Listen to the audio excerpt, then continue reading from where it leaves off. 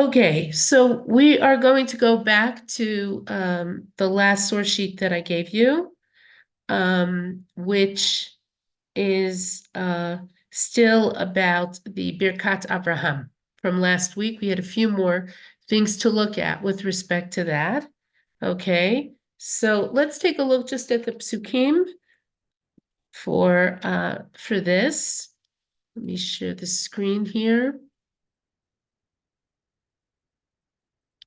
Okay, so we are in Bereshit Chavchet, which is Genesis 28. And I think the last thing that we had looked at together was the Alshich on the Birkat Avraham. Remember, there are differences of opinion about what exactly is the Birkat Avraham, what is the blessing of Abraham, was, as the Malbim professes, as the Malbim states, the Birkat Avraham is not a bracha that can be given by a human being. It can only be given by God to the person who deserves it. Was the Birkat Avraham always intended for Yaakov, with Esav being given the brachot of Olam Hazeh? These are all questions that obviously we can ask here.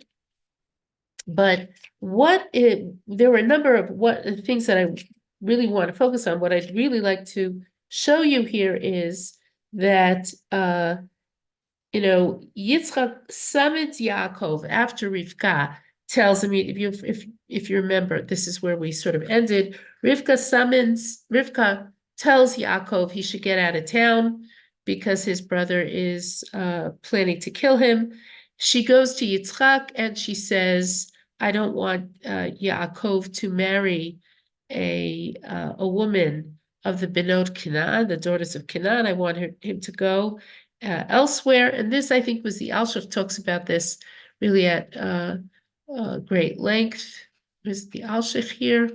That Yitzchak is about to command Yaakov to leave Eretz Yisrael. And although he himself did not leave Eretz Yisrael to get married, what's also is clear here, and I just want to read ahead to the Hamek Davar. Take a look at Perek Chavchet, Pasuk Aleph, that's Genesis 28:1. Vayikra Yitzchak el Yaakov, vayivarech oto, and Yitzchak called Yaakov and he blessed him. Vayitzavehu vayomer lo, and he commanded him, and he said to him, Lo tikach isha mibnot Canaan, do not take a wife from the daughters of Canaan. The Hamek Davar says the following here, vayivarech oto, and he blessed him. Kasher haya Yaakov bosh lavo la'aviv sherimahu. Since Yaakov was ashamed to come to his father because he had tricked him, Umishum hacha leel ktiv vatishlach vatikra li Yaakov, and because of this, it says above, Rivka said and called Yaakov, Hare shelo haya beveit aviv. At this point, he was not in his father's house. But Yaakov also has to deal with the aftermath, with the fallout from this hand grenade that got tossed into the family dynamic, both with respect to his brother, but also with respect to his father.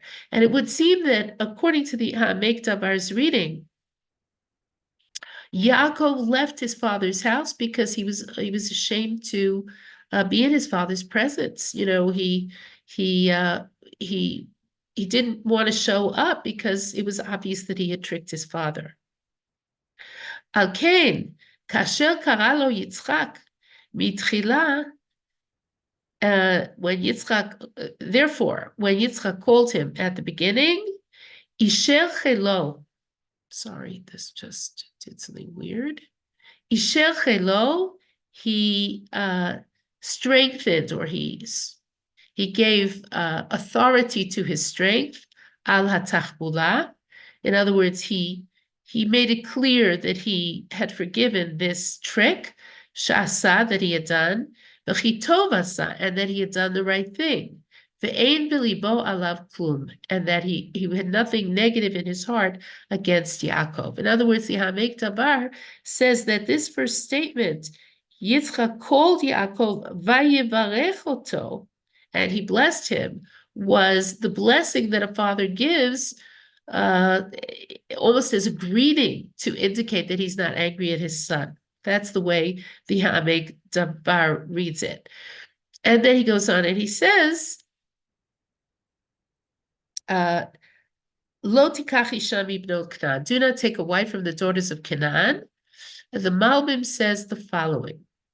Okay, we're now moving away from the Hamek Davar, who addresses the question of how does Yaakov show up in front of his father under the circumstances.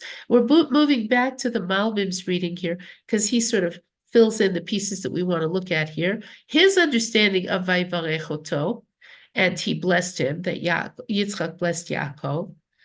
Hayu bekan shtei brachot u'shnei tzivuyim. In this episode, there were two blessings and two commandments. Aleph, the first, berach oto bibirkat olam haba. He blessed him with the blessing of the world to come. That is, the Malbim's conception of Birkat Abraham is a spiritual blessing, and it's not about the benefits of this world. V'hitna tanai, and he made a condition, shelo yikach isha mibnot Canaan, that Yaakov not take a wife from the daughters of Canaan. V'zeh mitzvat lo ta'aseh. This is a negative commandment. In other words, don't eat chazer, don't take a wife from the daughters of Canaan. Bet, and second thing, tzivah mitzvat aseh. He gave him a positive commandment. She'elech paden aram v'yikach isha mibnot Laban. Then he go to Padan Aram, to Mesopotamia, to Aram, and take a wife from the daughters of Laban. Va'alzeh bercho shenit, and on this he gave him a second blessing. So in other words, the Malbim says, read it into the next pasuk. So let's read pasuk bet together. 28:2. Kum lech Padena Aram beta Betuel avi imecha. Rise up and go to Padan Aram, to the house of Betuel, your mother's brother, your mother's father. V'kach lecha misham isha mibnot Lavan achi imecha, and take for yourself from there a wife from the daughters of Lavan, your mother's brother. V'kel shakai yivarech otcha, and Hashem will bless you. V'yafrecha v'yarbecha. And he will make you fruitful, and he will increase you, and you will become a community of peoples. Okay, so that's the second blessing here, the blessing that comes with the commandment.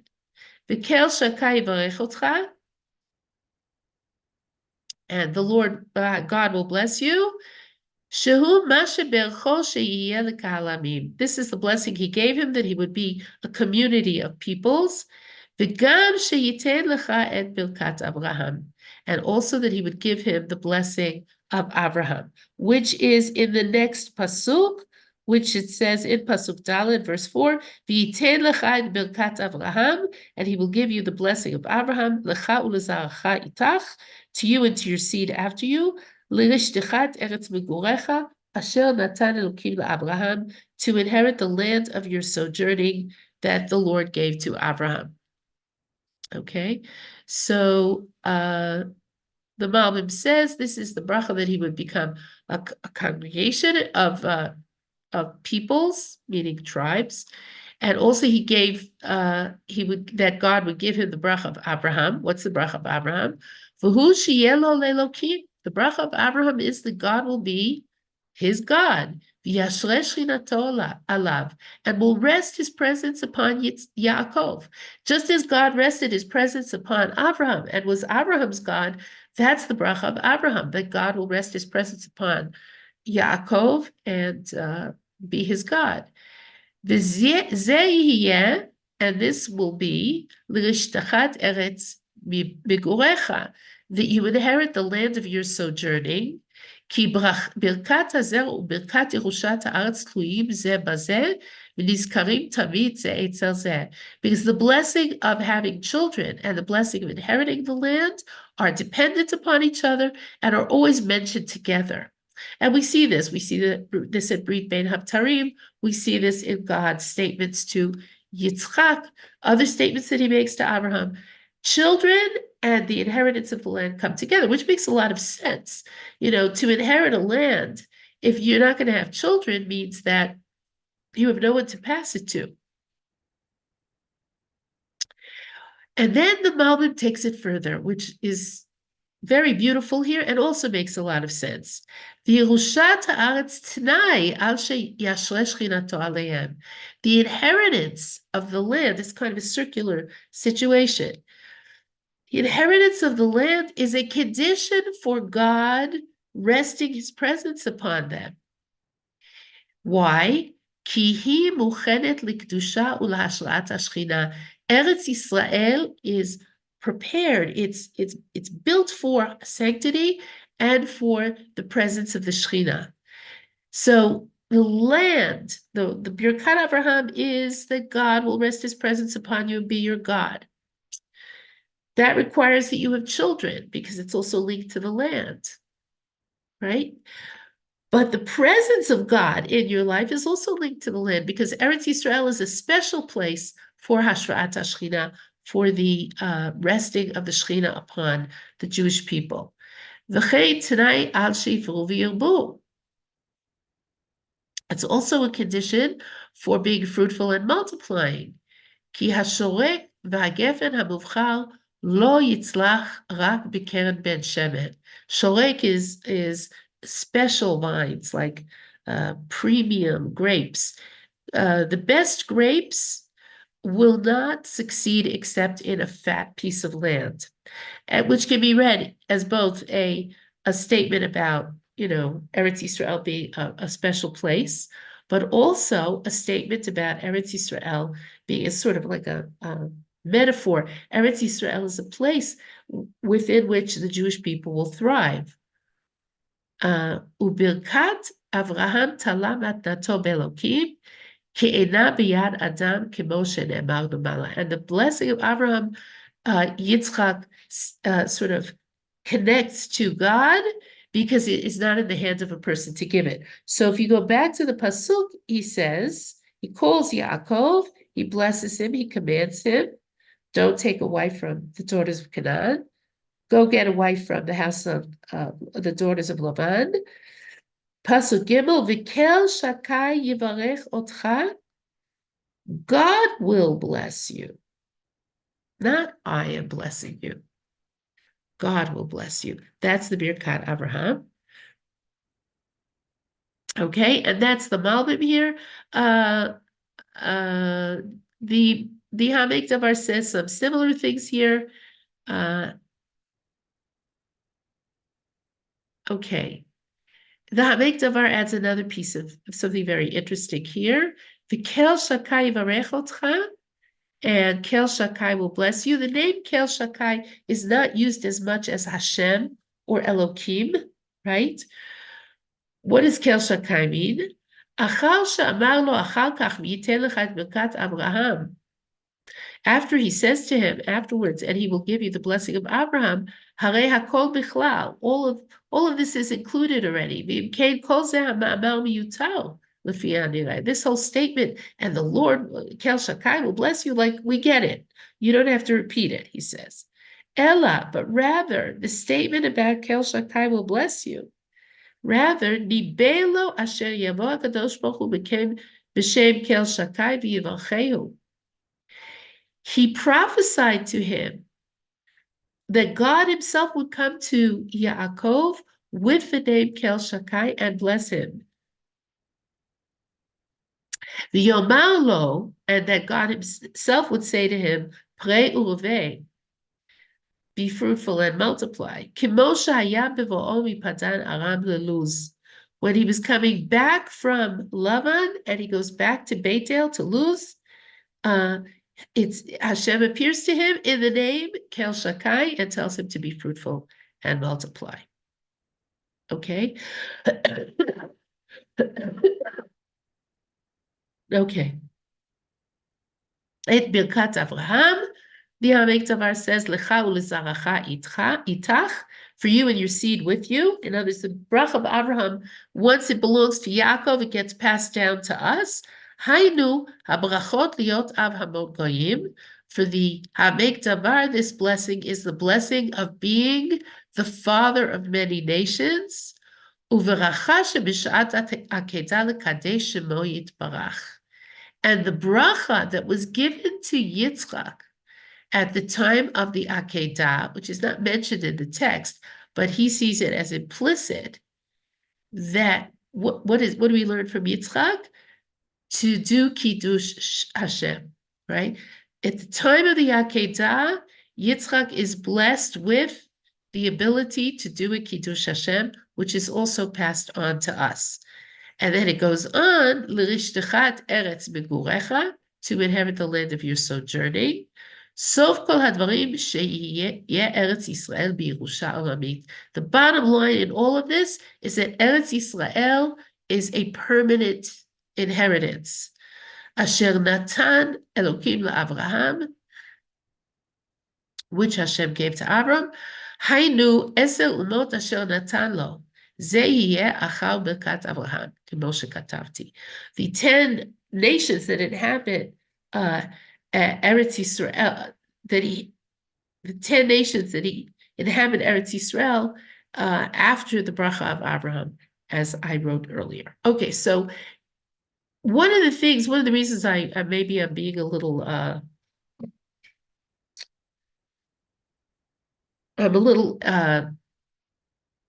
impassioned to say this here. The Birkat Avraham is linked to the land. And the thing we need to remember always, it's our land. It's our land. We don't always inhabit it. I mean, the Netziv and the Malbim and Rashi, everybody is writing, most of the commentary is written in Chutz La'aretz, and we're not inhabiting the land. It's sort of interesting, the first Rashi in the Torah deals with this question, but it's our land. That's part of the Birkat Avraham. Taking on the job of being the resting place for the Shekhinah, taking on the job of being the servants of Hashem comes with Eretz Yisrael, because Eretz Yisrael is a place of great kedusha. Okay, let's move on to our next next section here, which is which we're skipping Yaakov's. By the way, I can't pay attention to chat. I apologize. People who've been in the class before know this. I can't do chat and teach and have the source sheets and also breathe at the same time. It doesn't work. So I'm gonna not answer chats. I'll take questions toward the end. Okay. Now, since we're not really exploring the story of Yaakov here, but rather the interaction of the complexity of the relationship between Yaakov and Esav in this course, we're going to skip the whole story of Yaakov in the house of Lavan. It's very interesting. We see that Yaakov Avinu interacts with the pagan world far more than his father and grandfather did, right? He has to contend, he has different experiences with the so-called non-Jewish world. He's born in the same womb as Esav. He has to go through 22 years of torture with Lavan. He comes back and encounters Esav again. His sons fight against Shechem after the rape of Dinah. He goes to Mitzrayim, where Yosef is the prime minister, and he has an interaction with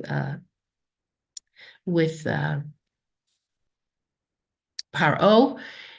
And in keeping with this understanding that what Yaakov does is sort of modeling for us different ways of relating to different situations and the world. Before we let's read the Psukim, and then I'm going to show you an important Ramban that tells us how we should approach this story. So, Bereshit Lamed Bet ends with Breshit Lamed Aleph ends with the pursuit. Laban pursues Yaakov, and Yaakov says goodbye finally, and Laban lets him go. And then we get to the psukim here, which I brought here so that we can refer back to them as we look at the sources. The Yaakov alach ledarko, Laban leaves, and Yaakov went along his path. Vayifgeu bo malachei Elokim, and angels of the Lord met him. Vayomer Yaakov kasher ra'am, and Yaakov said when he saw them, Machane Elokim zeh, this is the encampment of the Lord. Vaikra Shem Hamakom Hahu Machanaim, and he called the name of the place Machanaim. Now, Machanaim means my encampment and their encampment, the encampment of the angels. It just is a, I can't resist, but just as a sort of summation, there's a closing of a circle here, because when Yaakov leaves Eretz Yisrael and flees from his brother Esav, he has the vision of the ladder, right? Sulam Yaakov, and angels going up and going down from the ladder. When he comes back after his hard 22-year struggle with Lavan, he has a vision of angels again, but this time a waking vision, right? The Sulam Yaakov is a dream. The ladder that he sees with the angels going up and down, reaching to the heavens and coming down to earth, is a dream. Here, he's awake, right? Yaakov is walking and he encounters the angels. So Yaakov is in a different place on his way back to Eretz Yisrael. And then we get, Vayishlach Yaakov malachim lefanav el Esav achiv, and Yaakov sent messengers before him to Esav his brother, Alza Seir stay Edom, to the land of Seir, which is the fields of Edom. Edom is, we're back with our ruddy brother here. This is Esav's land. Vayitzav otam lemor, and he commanded them, saying, Ko tomrun la'adoni la'Esav, thus you should say to my master Esav, Ko amar avdecha Yaakov, thus says your servant Yaakov, Im Laban galti, I have sojourned with Lavan, va'echar ad ata, and I've been late till now, meaning it took me a long time to get back to Eretz Yisrael. Vayili shor v'chamor tzon ve'emed v'shivcha, and I have oxen and donkeys and flocks and servants and maidservants. Ve'eshlecha lahagid la'adoni, and I have sent to tell my master, limtzoche beinecha, to find favor in your eyes. Meaning it's, hi Esav, what's up? I'm on my way back. He addresses him extremely respectfully, and he says, I've been away, and I'm on my way back. Vayeshuvu hamelachim el Yaakov lemor, and the messengers came to Yaakov, saying, Banu el achicha el Esav, we came to your brother Esav, to Esav, v'gam holech likratcha v'arba ma'ot ish imo. And also, he is going towards you, and he has 400 men with him. Okay, this is not a good sign, right? If he's coming to meet his brother, he shouldn't be coming with 400 men. Vayira Yaakov me'od, and Yaakov was very, very afraid, Vayitzer lo, and he was distressed. Vayachatz et ha'am asher ito, and he divided the people who were with him, ve'et hatzon ve'et habakar v'hagmalim, and the sheep and the cattle and the camels, l'shnei machanot, to 2 encampments. Vayomer, and he said, Im yavo Esav el ha'machaneh ha'achad v'yikahu, and he said, if Esav comes and strikes one encampment, v'haya ha'machaneh ha'nishar lifleita, then the encampment that remains will escape. And then he davens.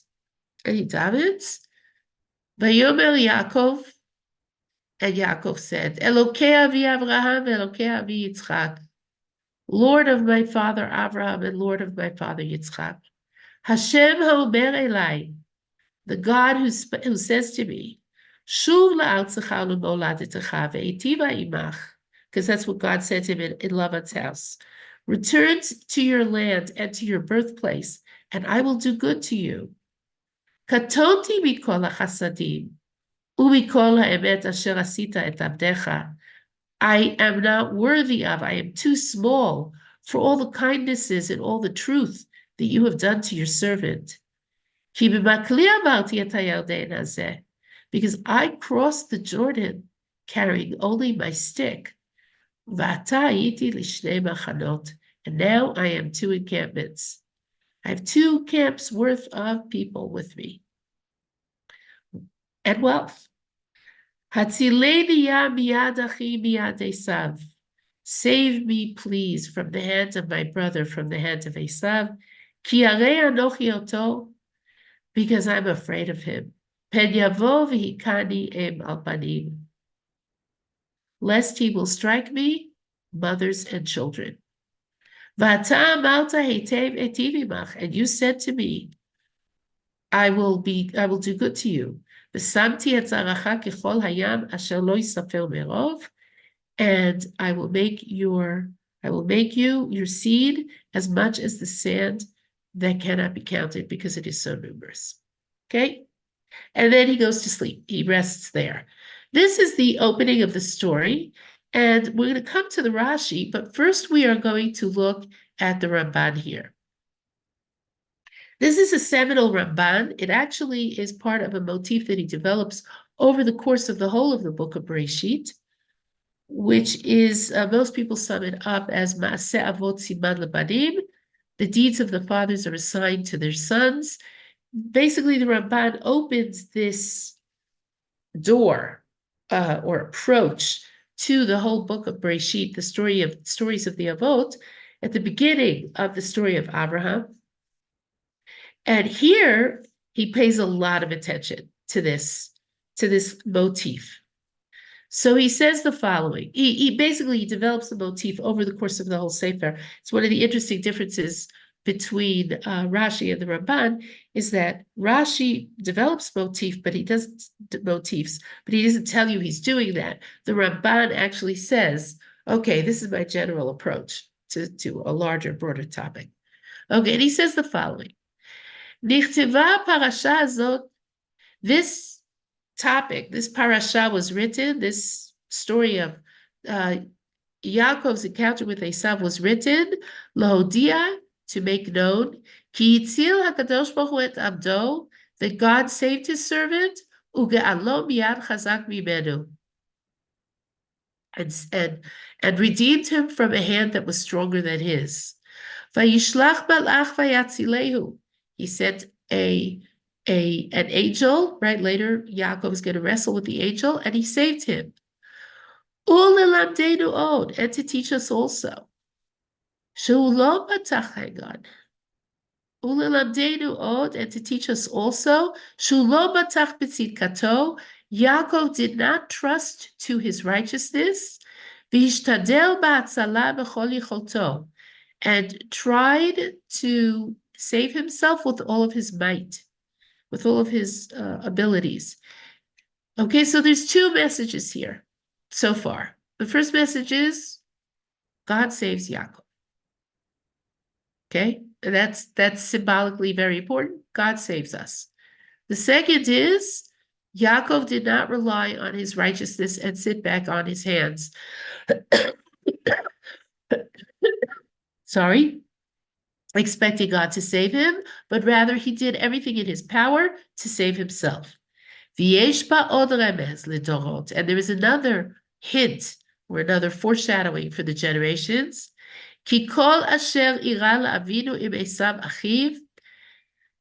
everything that happened to our father with Esav, his brother, will happen to us always with the children of Esav. And it is fitting that we grasp the way of the tzaddik, meaning Yaakov,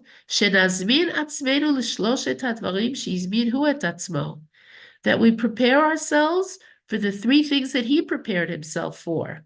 litfilah, for prayer, ulidoron, and for bribery, ulahatzalah b'derech milchama, and to save ourselves in the manner of war, which in this case means livroach ulihinatzel, to flee and to be saved. Okay, the Ramban is living in a time when the idea that there is something called Jewish self-defense is impossible. But in wars, sometimes you stand and fight, and sometimes you retreat. He's saying the retreating is the defense, the act of defense that we can employ in our day. וכבר ראו רבותינו הרמז הזה מן הפרשה הזאת, כאשר אזכיר. And already Chazal see the allusion in this, meaning the Ramban says, I got this from Chazal in the parasha, in this topic, as I will mention. Okay. Vayishla, here it is. Let's go back to the pasuk so you see what he's talking about. Pasuk says, Vayishlach Yaakov malachim lefanav el Esav achiv. Yaakov sent messengers before him to Esav his brother, outsat Seir, stay Moab, to the land of Seir, to the fields, stay Edom, to the fields of Edom. And Chazal say the following, I think it's from Bereshit Rabbah. Yeah, it's from Bereshit Rabbah. El Esav achiv outsat Seir. He said to Esav his brother, to the land of Seir, Ba'avur heyot negev Eretz Yisrael al yidei Edom, since the south of Eretz Yisrael is close to Edom, va'aviv yoshev be'eretz hanegev, and Yitzchak was still living in the, Yitzchak's going back to his father's house means going to the south of Eretz Yisrael. Yesh lo la'avor derech Edom o karov misham. He would have had to pass by way of Edom or nearby. Alkein pachad, therefore he was afraid. Ulai yishma Esav, perhaps Esav will hear that I'm coming back. V'hikdim lishloach elav malachim la'artzo, and he took the initiative to send him messengers to his land. Ukvar tifasua chachamim al zeh, and the rabbis criticized him for this. Okay, so we're gonna go to the Midrash now, which the Ramban cites. This is the Midrash that the Ramban is citing. Vayishlach Yaakov, right? Yaakov sends messengers. I just want you to see the whole thing, and then we'll go back to the Ramban. Rav Huna patach. Rav Huna opened his discussion with a quote from a pasuk in Mishlei. Machazik ba'oznei kelev over mitaber al riv lo. Okay, I think that's the whole pasuk, but let's check. Mishlei Chafaf Yud Zayin, Proverbs 26:17.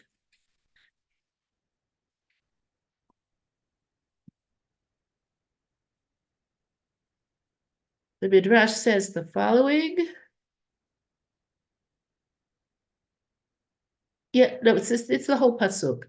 A person who grasps the ears, a person who starts up with a quarrel that is not his, is like someone who grasps the ears of a dog.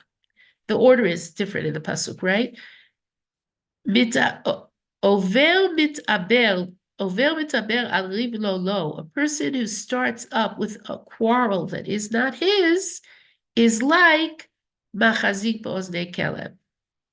It's like someone who grasps a dog by its ears. What happens when you grasp a dog by its ears? The dog gets upset, annoyed, okay? The dog starts up with you, okay? Shmuel bar Nachman Amar, it should be Rav Shmuel bar Nachman Amar, hang on. Rav Shmuel bar Nachman Amar. By the way, who's the person starting up in a quarrel that is not his? Yaakov. Who's the dog? Esav. Okay? Mashal le'alchi listim shaya yashen beparashat drachim. This may be compared to an arch thief, right? A bandit, an arch bandit, a big deal bandit who was sleeping at a crossroads. Aval chad ushrei me'irle. Somebody passed by and started to wake him up. Amarle, kumlach debisha shriachacha. He said, "Get up! There's bad people around here, right?" He finds this arch bandit asleep at the crossroads, and in a mistaken attempt to save him from the bad guys, he wakes him up and says, "You got to get out of here. There's dangerous people in this neighborhood. Come ushrei mikapachbe." He get up and get away from this, right? Amarle, so he said to him, Ni'er Bisha, the bad guy just woke up. Amarle, Tameh Chava ve'orarante, ve'orartane. I was sleeping and you woke me up, right? In other words, he wakes up the person he's afraid of. Kach amar lo HaKadosh Baruch Hu. Thus said HaKadosh Baruch Hu. Lidarko hayam mahalech. Esav was just hanging out, right? Esav just was walking on his own path. V'atam mishalech etzlo, and you sent for him. V'omer lo b'hachna'a ko amar avdecha Yaakov, and you said to him with submission, "Thus says your servant Yaakov." Meaning, what's he being criticized for? You don't know how Esav would have reacted to you. You don't know what he would have done to you. You woke him up. You sent him a message very humbly. "Oh, here I am, your servant Yaakov." And maybe he would have never noticed or never bothered you. Rabbi Yehuda bar Rabbi Simon patach, "Ma tomri ki yifkod alayich ve'at limadet otam alayich alufim larosh." What will you do? What will you say when they start up with you? You taught them to sort of like, oppress your head. Amar lo HaKadosh Baruch Hu, ledarko haya mahalech. HaKadosh Baruch Hu says to Yaakov, Esav was just hanging out going in his own path. V'ata mishalech etzlo, and you said to him, v'omer lo, ko amar avdecha Yaakov. Thus says your servant Yaakov. So the Chazal here criticize Yaakov for, even getting in touch with Esav. And the Ramban says, I think what he's basically saying here, and here he cites the rest of the Midrash. Okay, we're gonna start here. He cites part of the Midrash. I just cited the rest of it. I just showed you the rest of it. He's saying we learn from Yaakov too. We learn that God is going to save him. We learn that Yaakov takes every effort to save himself. We learn that he prays and he bribes and he whatever. We learn that. We also learn from his mistakes. Maybe he made a mistake in approaching Esav altogether. Ve'al da'ati, and the Ramban says, in my opinion, Kamzeh Yirmoz, this will also alludes to, Ki anachnu itchalnu nefilatenu b'idei Edom, that we started our own downfall by the hands of Edom, by the hands of Rome. Ki malchei bait sheni ba'u bivrit im haromiyim, because the kings of the Second Temple period made a covenant with the Romans. Umehem sheba'u beroma, some of them even went to Rome. V'hi hayta sibat nifilatam biyadam, and that was the reason for their downfall at their hands. This is something that is mentioned by Chazal and also in the history books. So Ramban's saying, what happens to Yaakov with Esav is like what happens to us, right? That's is a foreshadowing, right, of what will happen to us historically. And we learn that ultimately God saves the Jewish people. We learn that it is a good idea to protect yourself insofar as that is possible, certainly to turn to God. And also we learn what not to do. Sometimes the better part of valor is to sit back and not don't seize the dog by the ears. Okay, Noreen, I want to keep going. Okay, so I'll take your question afterwards. So what happens here is, though, and this is extremely important, is that Yaakov is afraid of his brother, and he has reason to be afraid. Remember that he leaves, not having never resolved the relationship with his brother. He leaves because Rivka tells him, "You've got to leave." He's coming back, having never spoken to his brother in the past 22 years, and he's afraid. The sort of cherry on the top here, in the negative sense, is that Esav is coming toward him with an armed camp of 400 men. This does not bode well in terms of their relationship or what Esav's goals are. Okay. All right, we're gonna skip the Rashi here and go on to the next Ramban.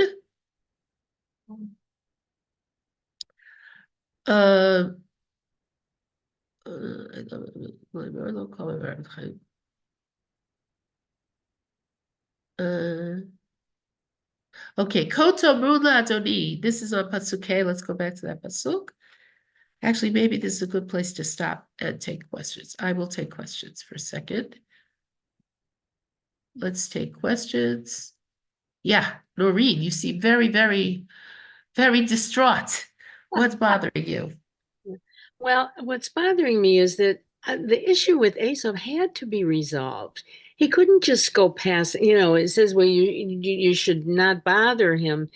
I mean, the fact that he was coming with 400 men really emphasizes that something needed to be resolved, I think. You couldn't just avoid that and not wait the Well, giant. that's the interesting thing. That's the interesting thing. What would have happened if Yaakov had come back? We don't know. You can't play it both ways, obviously. But one of the practical dilemmas and the moral dilemmas that we face in all of our actions is, when are we doing too much? When are we doing not enough? And when do we get it just right? What might have happened had Yaakov, look, in the end, it turns out just fine, right? But what might have happened had Yaakov simply come into Eretz Yisrael, gone back to where he was supposed to go, and then Asa would have approached him on his own turf. And maybe he then still would have given him gifts and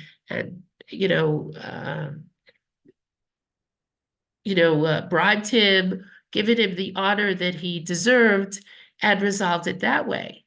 But we don't know what would have happened. But what Yaakov does here is he humiliates himself, and he shows a great fear, which may not have been the right approach with Esav.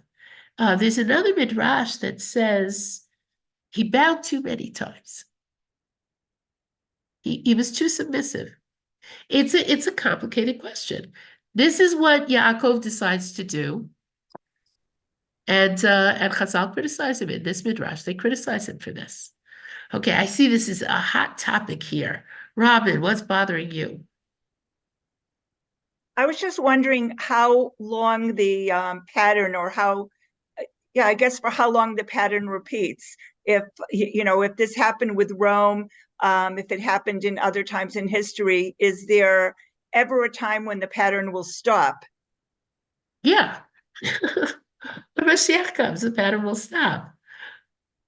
I mean, when the world is redeemed, the pattern will stop. History will break and start all over again in a better way. Yeah. This reminds me of Rashbam's criticism of Yitzchak making a treaty with Avimelech. This is a parallel. It's in Chazal too. It's in Chazal that there's later a problem because he makes a treaty. Again, remember that the Avot, and I think in general, I'll take your question in a minute, David. I think in general, the thing we have to recognize when we study Tanakh is that the actors, the people who are play the roles in Tanakh that we study, experience their lives the way that we experience our lives. They don't know what the end of the story is. Right? They have to make the decisions as the decisions arise. Somebody once said, hindsight is always 20/20. It's very easy to see after the fact what someone should have done. For the most part, we find that the Avot did the right thing. Sometimes they didn't. Yeah, David, what were you going to ask? Yeah, on the heels of what Noreen said, I actually think that the reconciliation was vital for Yaakov, and he had no reason to think that Esav was still angry. His mother told him that his anger would be calmed after only a few days. It's been 22 years. And beyond that, I don't understand why Chazal connect Rome with Edom. Okay, that's another question. Edom is from Yefet. It's not from, Okay, they're not no, Semites. Edom is not from Yefet. Yavan is from Yefet.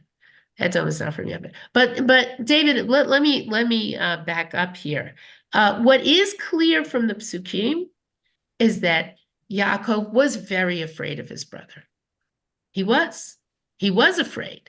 And that may have had more to do with the fact that he knows his brother. He was his twin. They shared a womb, and he knows he hasn't been forgiven. He knows that. How does he know that? He knows that because, I don't know, do you have brothers and sisters that you know well enough that you can pretty much predict how they're going to react to something? If my mother promised me that Yashuv Chamat Achicha, She never sent for him. Rivka did not send for Yaakov. She said, I'll send for you. When your brother calms down, I'll send for you. She never did that. did she anticipate that she'd never see him again? Maybe she knew that was a price she might pay. Maybe she died before he came home, sure. She said the Yashaftim Yamim Achadim. Only a few days, not 22 years. Oh, you're sending your son off into exile with a murderous brother at his back. Maybe the thing you say is, it'll be okay. She lied to him? No, I don't think she lied to him. I think she was expressing a hope, a wish. But Uvda, he wasn't angry. They reconciled. They hug each other. They kiss each other. Let me see if I can put it this way. The reconciliation is you said it's very important that Yaakov reconcile. Certainly it is important that Yaakov get an opportunity to apologize, right? Let's put it that way. Yaakov needs to apologize to his brother. It's very, very clear. He does. He gives him a hefty bribe, and they part friends.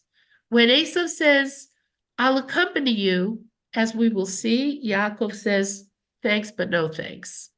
Which means what? He doesn't trust Esav. And probably because he says he gives a different reason. He says, "Look, I have a lot of cattle. I have a lot of family." He doesn't say, "I don't trust you."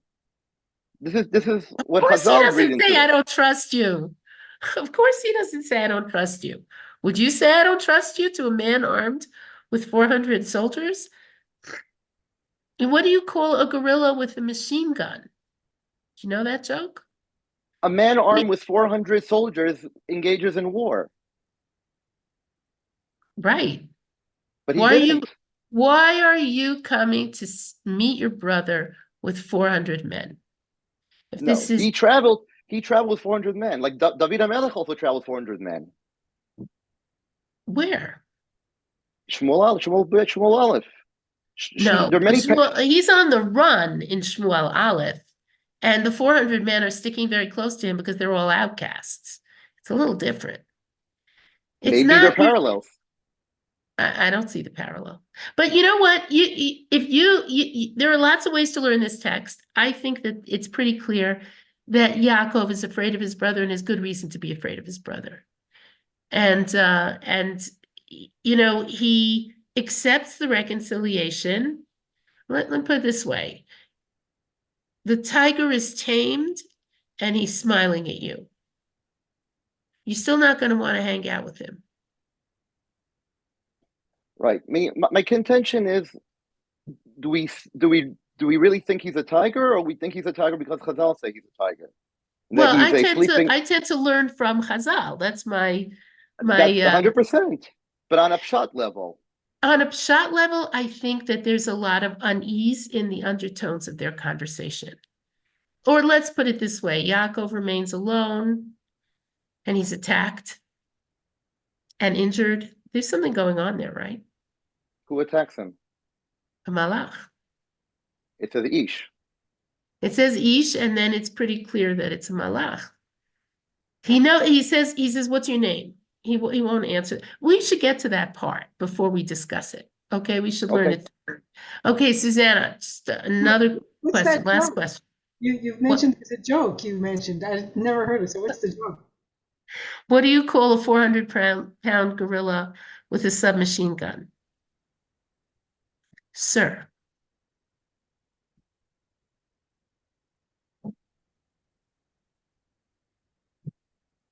Yaakov has a lot of children, women, servants he has to protect.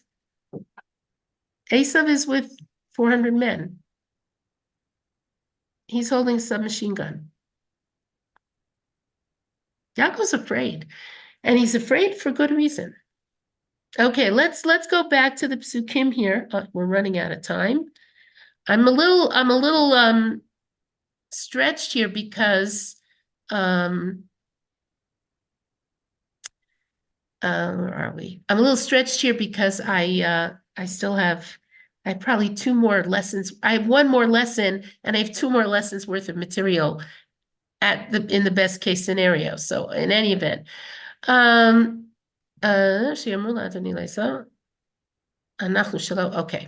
Kol Tamrun, we're back to what the message is, and here again, we see that Chazal criticize him for this. The message is, where are we? Kol Tamrun la'adoni le'Esav. Thus you should say to my master Esav, Ko amar abdecha Yaakov. Thus says your servant Yaakov. I mean, we're seeing here that he's very, very submissive in his message. The Ramban says, Ko tamrun la'adoni le'Esav, Ko amar abdecha Yaakov. In a couple of psukim down, thus says your servant Yaakov. Tzivah otam sheyomru la'adoni le'Esav. He commanded them to say to my master Esav. In other words, he doesn't just say, go to Esav and tell them I'm coming or we're about to meet. He gives them a speech that he wants them to follow, right? Anachnu shelo. We're his. What? I just want to tell you that Simi Peters has just gone over us Genesis 32:4 Ramban. Please look at that Ramban. It's an absolutely amazing Ramban. Ramban. Oh, wait. Oh, I thought you were talking to me. No, Gershon, you have to mute yourself. Running away from Esav. It's absolutely amazing. Dear. Gershon, you have to mute yourself. Oh, I'm sorry. Okay. Okay. O shluchim elav v'leimor lo ko amar abdecha Yitzchak. They were sent to say this. In other words, he sent them with this prepared speech. V'da ki hakavod hazeh shehaya Yaakov asa la'achiv b'pachtato. That you should know that this honor which Yaakov gave his brother in his fear, leimor adoni v'abdecha, to say, my master, your servant, and el hamachol, because it is the custom of the younger sibling to give elevation and honor to the firstborn. Ki'ilu hu aviv, as though the firstborn is his father. Ka'asher ramza lanu gam haTorah, as the Torah hints to us. Kabed et avicha. He doesn't bring the pasuk, but I'm telling you what it is. Kabed et avicha. You should honor your father with the word et. L'rabot achicha hagadol, to include your older brother. In other words, in halacha, the older brother has a special status. We've seen this before in a number of the mefarshim we looked at, that maybe the bechorah means the status of second in line to the father, and therefore to be honored as the father is.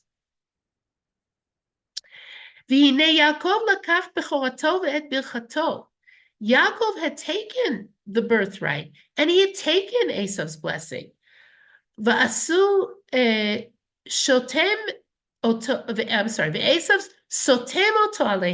Esav hated him for this.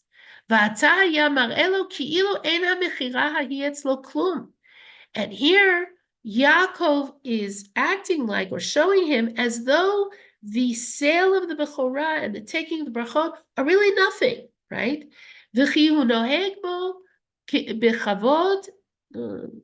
Sorry, it just jumped again. And that he's conducting himself with Esav as though Esav is the Bechor, Ve'av, and the father, to remove the hatred from his heart. Now, the submission here is because the elephant in the room is that Esav has lost his position as Bechor. Esav has lost the blessings, and Yaakov is sort of performatively treating Esav as the Bechor and as the possessor of the blessings. Okay, Ramban goes on and says, if we take a look at Pasuk Vav, we're running out of time. We're taking a look at Pasuk Vav. This is one of the surprising psukim in this speech. I have sheep, I have oxen and donkeys and flocks and servants and maidservants. And I am sending to my master to find favor in his eyes. Now, if I were composing this speech, which I'm not, I don't know if I'd want to rub my brother's nose in the fact that I'm coming back a wealthy man. That's the question that the Mefarshim have here, right? Calling him Adoni, my master, calling yourself Avdecha, your servant, that we get that. We understand why he's doing that. But to talk about all the stuff I have, that seems a little strange in the context of what he's, in the context of what he is trying to, the effect he's trying to produce in Esav's mind. This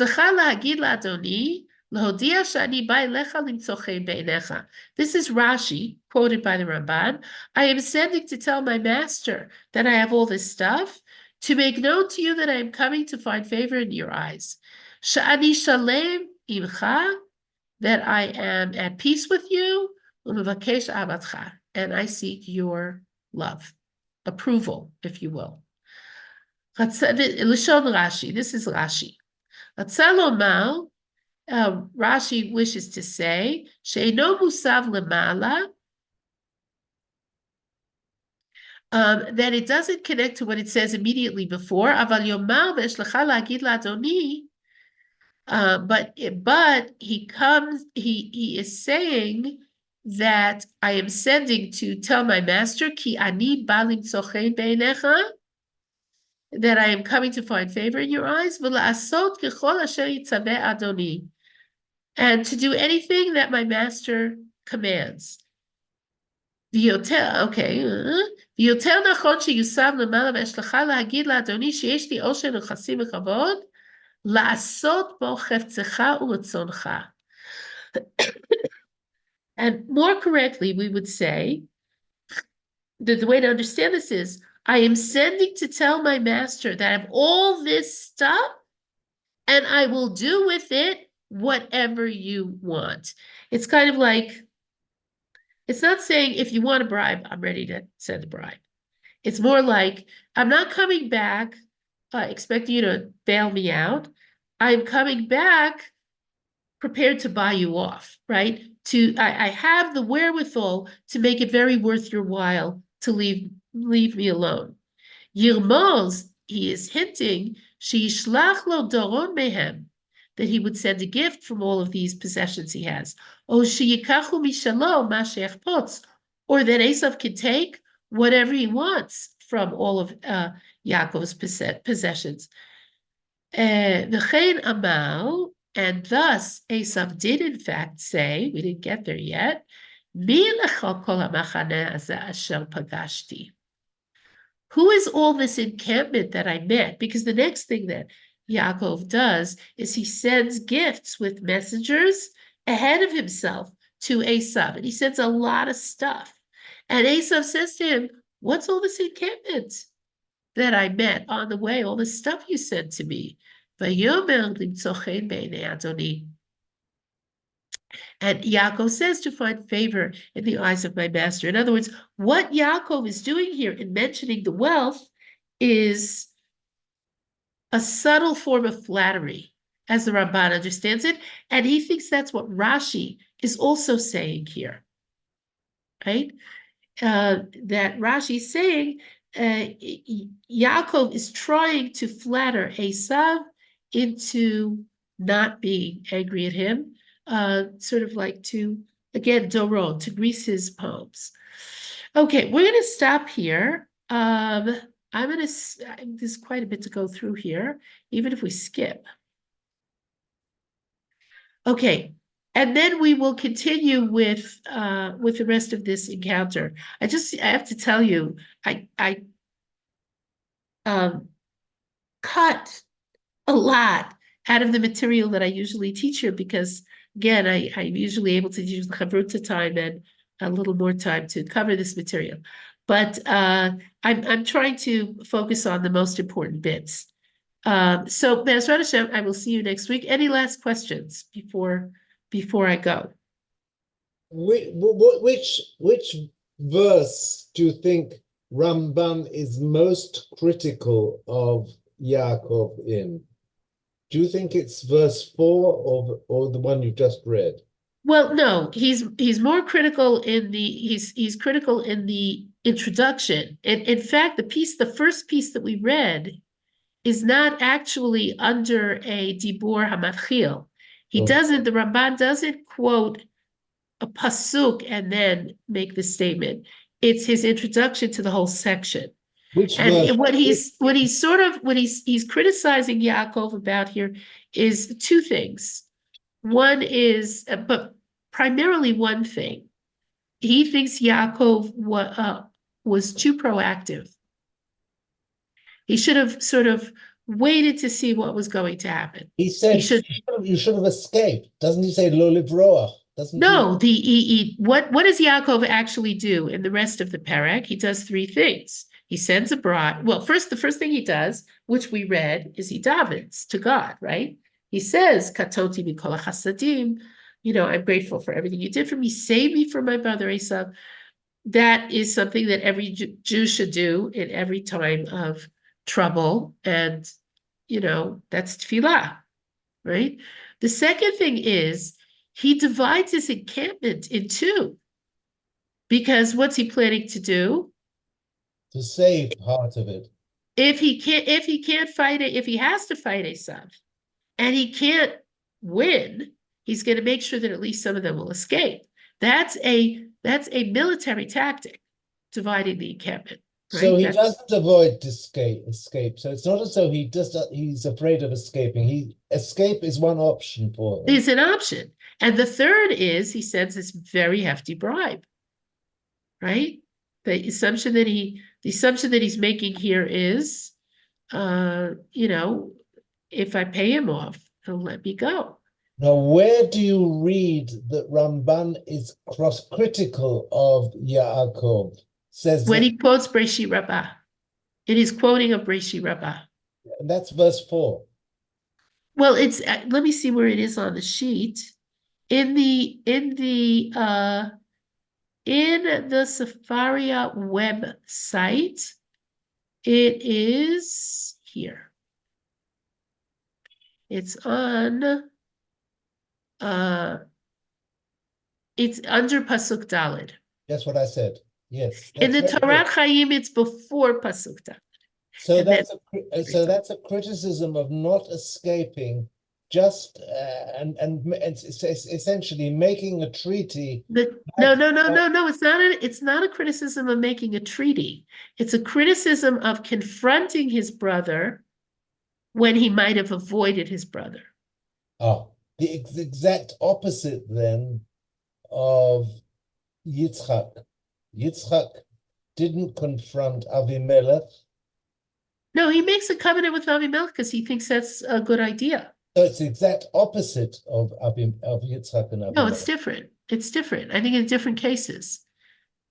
I don't think it's a parallel you can draw that way. In other words, Yaakov has to make a decision. He's coming in from the south of Eretz Yisrael. He might meet Esav, he might not meet Esav. Maybe he can get by, get home, and then confront Esav. Maybe Esav would rather ignore him. He doesn't know, right? Yeah. With Avimelech, it's a tactical move. He wants to make a pact with him so that he can get back his wells, so he can, continue to coexist with him. It's a different case. Thank you very much. You've made a fantastic exposition here. Oh, thank you. Okay, so everybody, I'll see you next week, Bezrat Hashem, and have a great rest of the week. Okay, bye.